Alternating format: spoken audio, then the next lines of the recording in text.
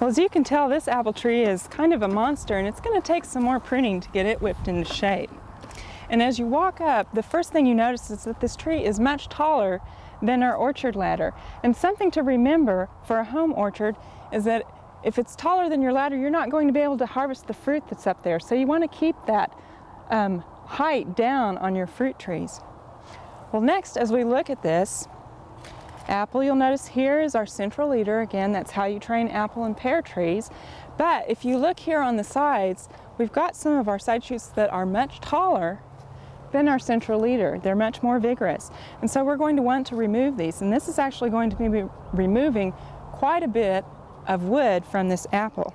And since we're removing so much wood, I'm going to use my pruning saw to do this. Now, if you have large branches like this, you're going to want to first off remove most of that weight. So make a cut about 2 feet from where you're going to finally cut that off and start to saw that branch.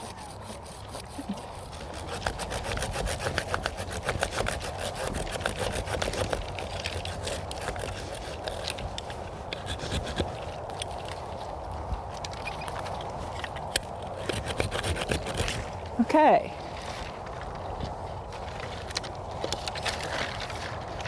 Well, now that we've got this weight out of the way,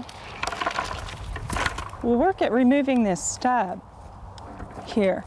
Now, the thing to remember when you're removing stubs like this is that you want to make an undercut on the underside of the tree first.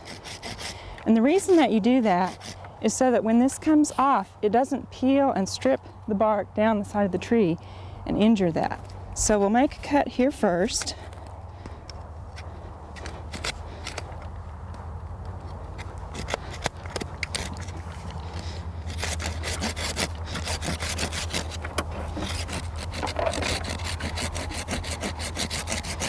And then we'll come back from above, again at the collar of the tree, and cut down.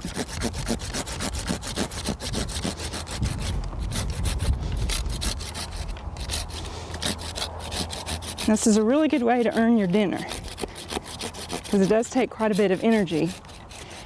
And that's one reason why it pays to do the pruning while the tree is still young with a pair of hand pruners, and not wait until it's large enough to require pruning with a saw.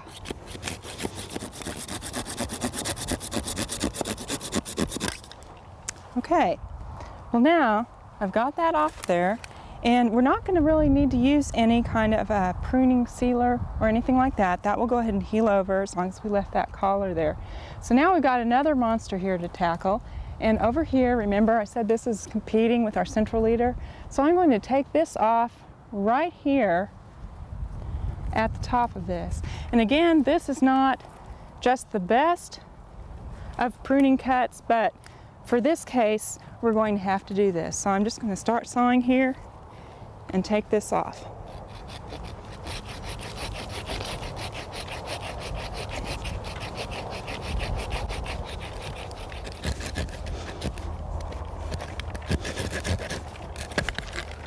Okay, now we've got our other big limb out of the way, and we can go ahead and do some touch-up pruning with our loppers.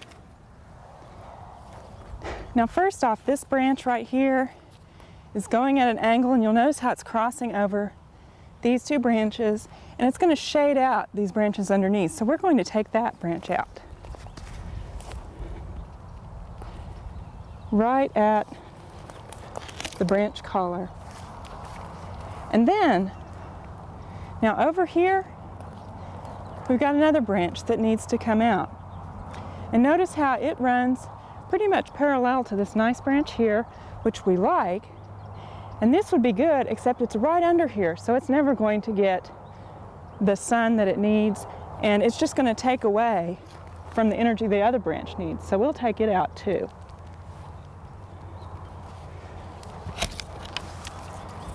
Now, the rest of this is pretty good. I see up here, we have a branch that's coming in towards the center of the tree. So we'll take that out. And this is all good fruitwood here. Now this branch up here is getting too tall. So I'm going to take it off at this shoot that faces outward. And that'll be nice now. Now in the middle of our tree, it all looks pretty good. You'll see we've got a second set of scaffold limbs here that are coming out, and those are good. And then here in the middle, we've got this twig that's coming up in the middle, and we're going to take that out.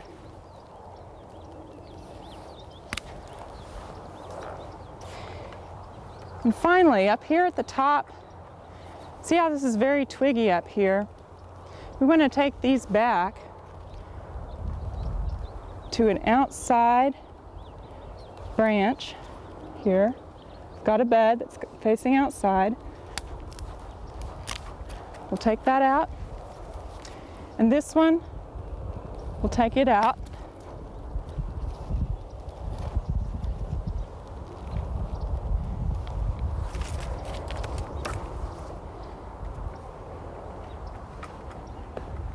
And then here at the top, we want to go ahead and cut it off because we don't want it any taller than it already is.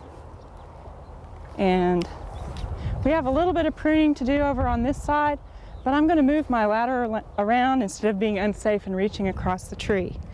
But with that, we pretty much have this tree pruned and ready to go. Now if you look over here at my pile of twigs and actual branches, I have pruned a lot of wood out of this apple tree. Now, as a general rule, you only want to prune about 10% of last year's growth out of an apple tree because apples fruit on 2-year and older wood. So if you prune a whole lot out, you're losing a lot of your crop. Well, we're going to sacrifice some of our crop for this year just to get this one whipped into shape. Now with peaches and apricots, you've got a little bit different story. They have a little bit different structure in the tree, and you can prune a lot more out of them. So let's go take a look at how to prune a peach tree.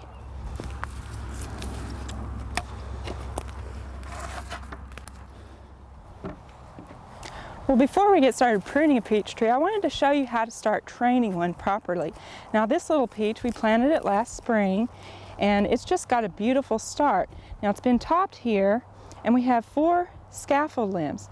Now peaches and apricots are trained a little bit different than apples in that they have an open center or a vase shape.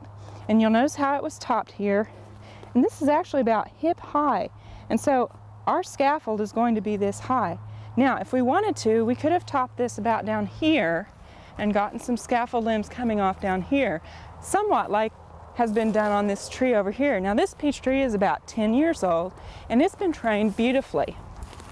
You'll notice how it has an open center in the middle, and it was actually topped so that its scaffold limbs are about 18 inches high here. And this is nice because it's easy to reach the fruit to harvest. Now first off, we're going to prune, and again, we're going to look for the 3 Ds. First, we're going to look for any dead limbs that we have here, and we have some dead right here along the side of our tree. And also we have some here that's dead, and it also looks a little bit diseased. So I'm going to come back from that diseased spot here to the collar and cut that off. Now something to remember if you do have some disease in your tree is to have a 10% bleach solution and dip your clippers in that after you've cut out a diseased spot. And the reason for that is so that you won't spread that disease around the tree.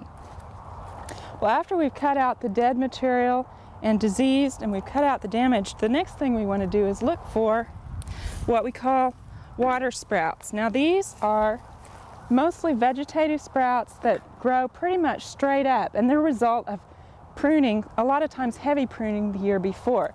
And you'll notice we've got one right here. It's pretty much going straight up, and it's going towards the middle of this tree. It's going to shade out a lot. So we're going to cut that out.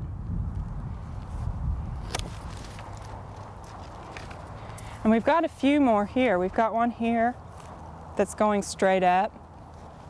So we'll cut it out. Now most of the time these water sprouts don't have any buds on them, they're just leaf buds. So they won't give us any fruit. Now we've got a couple back here that need to come out. Again, they're towards the middle of the tree.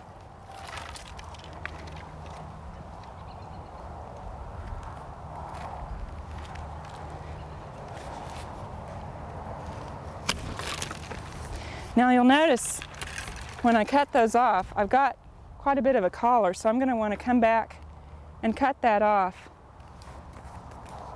so that I don't leave that stub there, but cut it off even with the collar of the tree. I've got some dead here. I want to get rid of that too.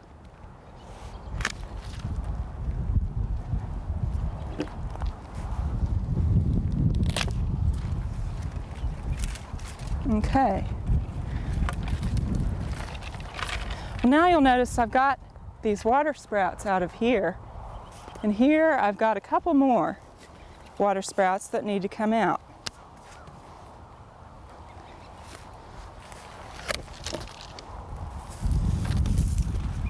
This one too is heading back towards the middle of the tree, so we'll take it out.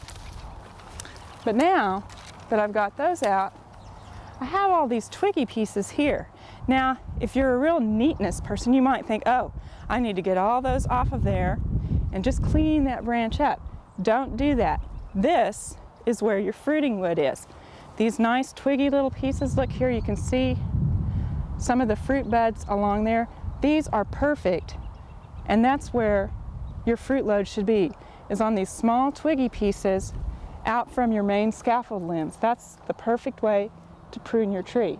Well, I've got quite a bit more to prune out here, so I guess I better get to work getting this out of the tree.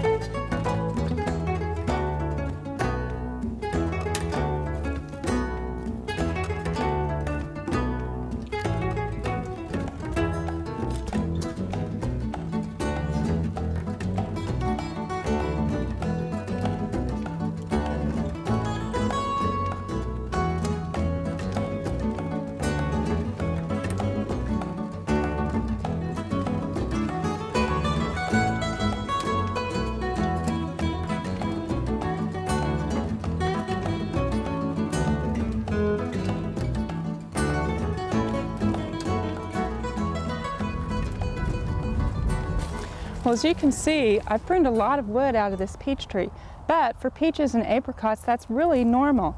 It's standard to prune about 30% of last year's wood out every year.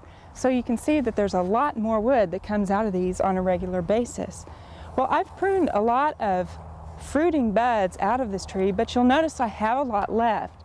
And the advantage of this is that there's going to be more light for the fruit that's on here, and there's going to be more energy going into that fruit that's there. If we left all of this on here, this tree would spend all its time giving food to the leaves, and it would never give it to the fruit. And so we'd have smaller fruit.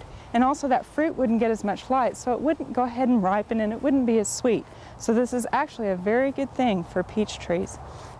We hope you enjoyed this video. It's part of our OK Gardening Classics YouTube channel. You can also find more recent videos on our Oklahoma Gardening YouTube channel. And join us on social media for great gardening tips, photos, and discussion.